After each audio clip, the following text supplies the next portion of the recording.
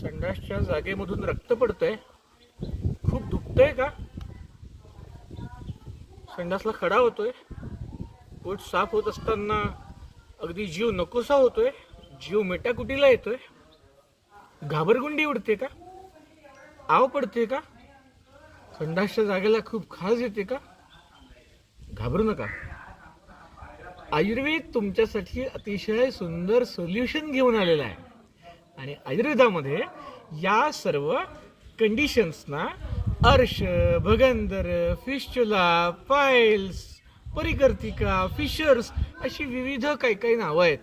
पण ह्या सगळ्या गोष्टींच्या मुळाशी एकच कारणे आहे, ते म्हणजे कॉन्स्टिपेशन, मलावष्टंभ, पोट साफ न होणे.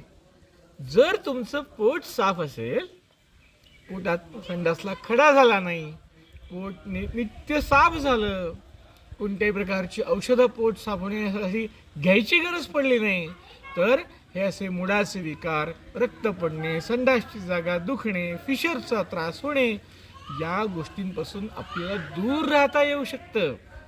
या गोष्टी झाल्या तर सर्जनकडे जाऊन त्या कापून टाकणे म्हणजे शत्रूला सुद्धा त्रास होऊ नये अशा प्रकारचा हा विकार. तर जरूर या संबंधी वैद्यांचं मार्गदर्शन घ्या.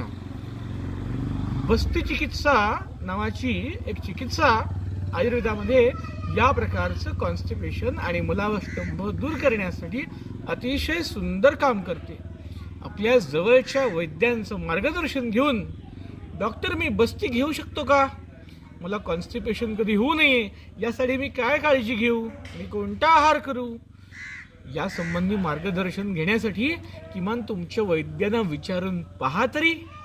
मग तुम्हाला ते माहिती देतीलच. आणि गरज पडल्यास मी नक्की आहे. धन्यवाद. Vaidya Sameer Paranjape, Shri Vallabh Ayurved Ashram, Parinita women wellness centre, Kherdi, Dapoli. धन्यवाद.